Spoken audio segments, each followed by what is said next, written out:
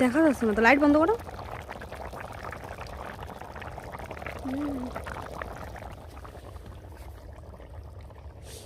এই লাইট মারার দিকে হেভি লাগছে। তখন ভালো লাগছিল না, এখন ভালো লাগছে দেখতে।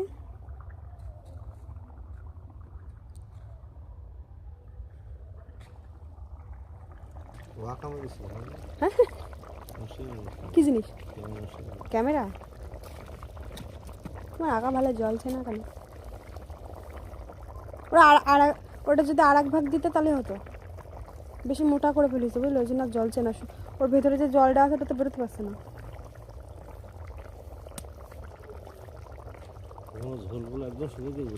লাপাই দেবো?